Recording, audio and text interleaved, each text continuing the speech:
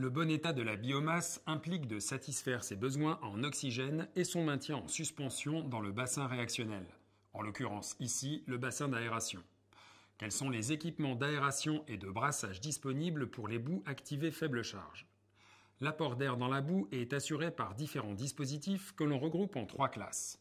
Les aérateurs à axe vertical, les aérateurs à axe horizontal et les systèmes à insufflation d'air fine bulle. Il existe 2 types d'aérateurs à axe vertical, en surface et immergé. Commençons par les aérateurs à axe vertical en surface. Il s'agit le plus souvent de turbines ouvertes, les pales de la turbine sont immergées et mises en mouvement par un motoréducteur à vitesse lente. Les boues projetées dans l'air forment une gerbe qui facilite le transfert de l'oxygène de l'air vers la biomasse. Par ailleurs, le mouvement circulaire créé par la turbine assure aussi le brassage du bassin. Quand la turbine est unique, elle est souvent placée au centre du bassin. Des dispositifs anti-vortex sont utiles au fond ou sur les côtés du bassin.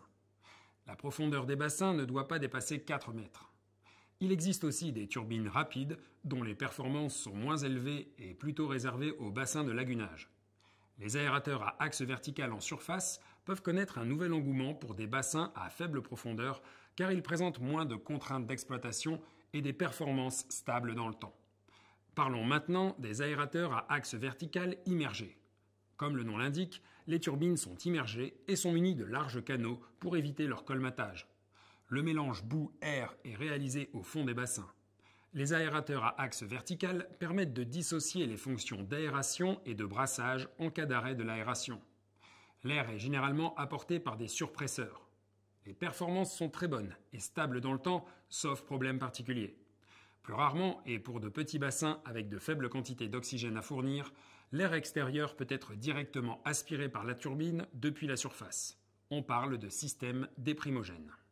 Le principe des aérateurs à axe horizontal est comparable à celui des turbines, mais dans des bassins en chenal qui peuvent être de forme circulaire ou oblong. La profondeur des bassins ne dépasse pas 3 mètres. Un déflecteur est souvent placé à l'aval de la brosse pour prolonger le temps de séjour des bulles d'air emprisonnées dans la boue. Les dispositifs comme les brosses ou les turbines sont capables d'assurer simultanément les fonctions d'aération et de brassage. C'est le cas quand la puissance des turbines est à minima de 30 watts par mètre cube ou que les vitesses de fond sont supérieures à 30 cm par seconde pour les brosses. Les performances des brosses et turbines sont similaires et stables dans le temps. Les diffuseurs d'air sont le plus souvent des membranes souples sous forme tubulaire, disque ou plaque, judicieusement disposées au fond du bassin d'aération. L'air est produit en général par des surpresseurs ou des compresseurs extérieurs. Les membranes sont perforées par de très petits trous. On parle de diffuseurs d'air fine bulle. Actuellement, les systèmes à insufflation d'air fine bulle sont les plus utilisés. Leurs performances sont meilleures quand le bassin est profond, sans dépasser 10 à 11 mètres. Ces dispositifs sont plus performants que les aérateurs de surface, mais les performances chutent année après année et il convient de les renouveler à minima tous les 7 ans. Des mesures de débit et de perte de charge sont à réaliser annuellement sur ces diffuseurs d'air. Les systèmes à insufflation d'air impliquent de dissocier les fonctions brassage et aération, sauf cas particulier.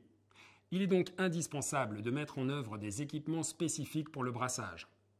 Pour assurer le brassage, des agitateurs à pales, souvent larges, sont positionnés judicieusement dans le bassin en fonction de la géométrie, du nombre de diffuseurs et du fournisseur. L'énergie pour la mise en mouvement des boues est de quelques watts par mètre cube en fonction de la géométrie des bassins.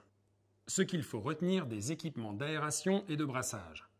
Il existe une multitude de dispositifs d'aération comme les aérateurs à axe vertical, à axe horizontal et les systèmes à insufflation d'air fine bulle.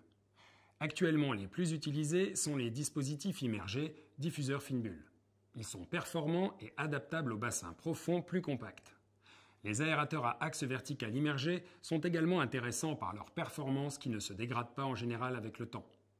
Les aérateurs à axe vertical en surface peuvent connaître un nouvel engouement pour des bassins à faible profondeur, moins de contraintes d'exploitation et performances stables dans le temps.